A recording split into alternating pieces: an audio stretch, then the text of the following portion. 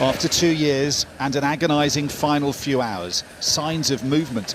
Filmed by our team inside Gaza, Red Cross vehicles snaking through its devastated hellscape with hostages on board. Then into Israel. The roads lined with crowds cheering their return.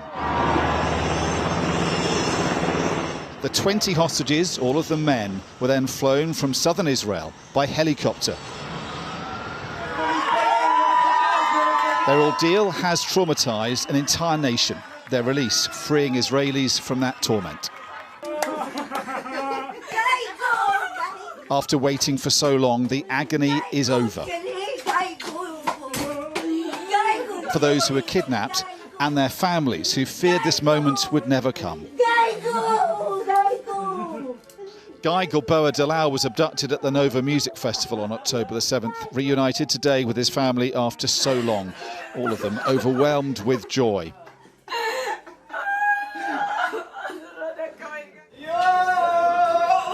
And then with his childhood friend who was kidnapped with him that day, Eviatar David and he were abducted, held together, but then separated by their captors.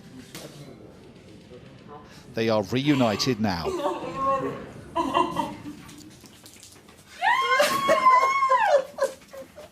Etan Moore was also kidnapped at the music festival, hugged for the first time in 2 years today by his parents. "You are alive with 2 arms and 2 legs," says his father. The day has felt like several compressed into one, because as the hostages were being freed, the man responsible for their release was coming into land. Other presidents might have waited to see how their diplomacy would work out. Not Donald Trump, here undoubtedly to bask in the glory, but also keep up the momentum for a deal he believes could transform the region. We have seen other American presidents lauded in Israel's Knesset, but never quite like this. This was the first of what would be at least 20 standing ovations. Donald Trump is the greatest friend that the state of Israel has ever had in the White House. President Trump is thought to have forced Israel's Prime Minister to agree to this deal. Benjamin Netanyahu, though, told the Knesset the war is over. The last 2 years have been a time of war. The coming years will hopefully be a time for peace. You know, Donald Trump has done something remarkable after they signed a peace deal. Let's just heard what he had to say, and we have another bit of what Pastor P said concerning this. Please don't forget to subscribe, share, and like this video. Thank you as you listen. Bye. Never forget and never again. Stopped repeatedly with applause. And once by protest from Israeli Arab and far-left politicians. Donald Trump was emphatic.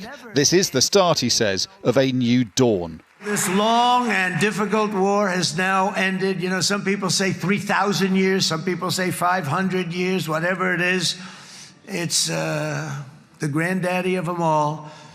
And in an unprecedented achievement, virtually the entire region has endorsed the plan that Gaza will be immediately demilitarized, that Hamas will be disarmed, and Israel's security will no longer be threatened in any way, shape, or form. And after so many years of unceasing war and endless danger, today the skies are calm, the guns are silent, the sirens are still, and the sun rises on a holy land that is finally at peace, a land and a region that will live, God willing, in peace for all eternity. I learned that they're trying to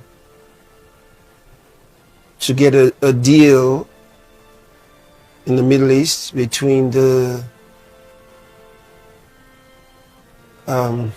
it's difficult to actually put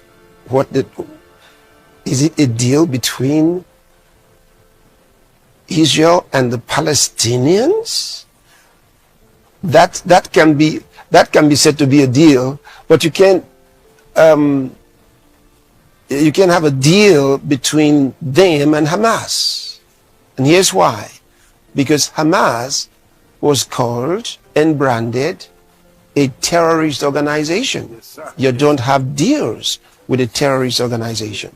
Yes, sir. So what you put forth to them is actually conditions of surrender.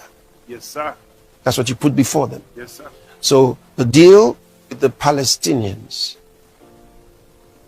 why you extend a form of amnesty type, kind of amnesty, right, to the terrorist organization. Yes, sir. And you say, you lay down your arms and everything will be all right. If you don't, it's a fight. Bad news. You see. So that's the kind of thing they are arranging. What I find bad about the whole stuff is Tony Blair Yes, sir. is asked to midwife this. But Tony Blair has been there for a long time. You remember the quartet? Quartet plus one. Yeah, they had this deal in George Bush's day. They had this deal where there are 4 groups and one. Tony Blair was part of all that. He's been working at the, I don't know why they would want to include him, because he's neither a deal maker nor a man of peace. So I find that this is going to be a problem from day one. So this is ill-advised. See? Because he doesn't have a record of having settled a single trouble in the world. How do you manage? So this looks like a scheme by the Europeans. A scheme by the Europeans, which means that while Trump might be thinking they're on the same side,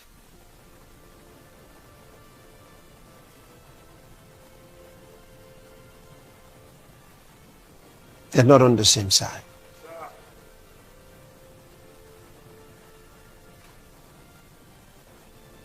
So this could be blamed on Hamas not accepting the deal. But there is no deal, because you don't have a deal with a terrorist organization. It's not called a deal. It's an ultimatum to enforce your hegemony of some kind. So what does Hamas get out of this?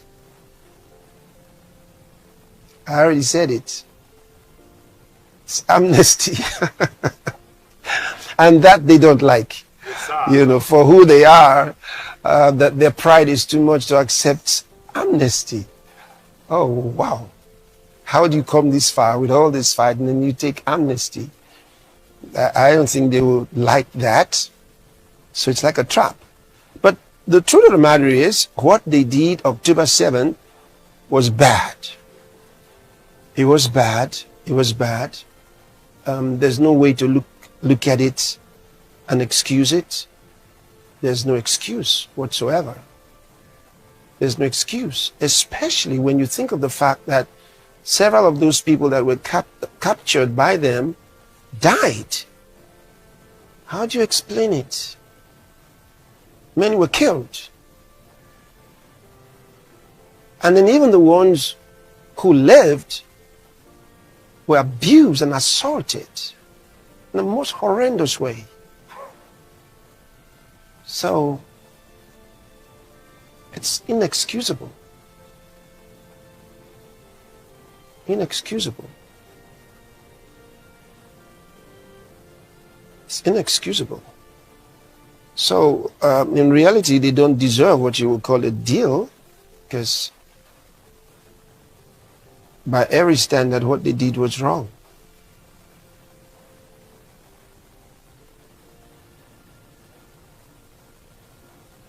So they're being told to lay down their arms, or else, or else, or else. The Iran solution. I don't know how they're going to do that, because we can understand why that worked with Iran, but how can that work in Gaza? Well, Israel promises to go in and finish the job. That's what the Prime Minister said. He said, if you don't accept, then we will proceed to finish the job. Wow. So you see, that is still a difficult situation requiring prayer. We have to pray for all sides. See, because we have to pray for Israel, but we have to pray for the Palestinians, and we have to pray for Hamas. Because like it or not, while I don't think they have a just cause, because that's not a just cause, still, before God, all sins are the same. All people are people. See? And they all require, they all need God's forgiveness, God's love, all of them. And I look at them all from that perspective. And so I pray for all of them. They all need the Lord. They need salvation. They all need peace in their hearts. If they don't have peace in their hearts, they can't have it between themselves. I mean, even within Israel, they have internal squabbles. See?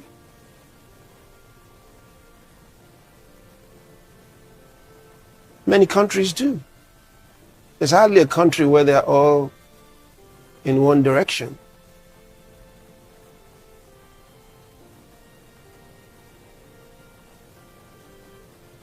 So, but that's why the Lord told us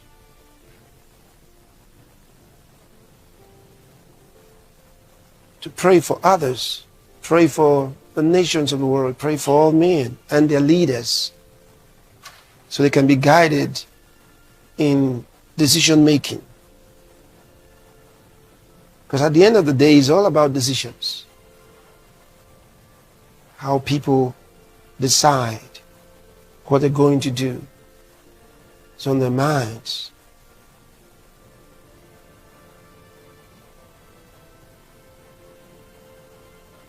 So you have those who create the problem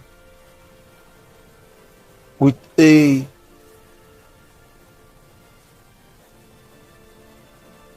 dubious solution, which was what was already required to be put in place.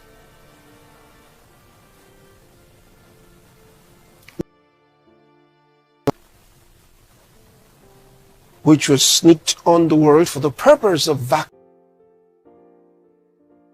vaccination, for the purpose of control, for the purpose of the one world order. You remember that diagram I gave you?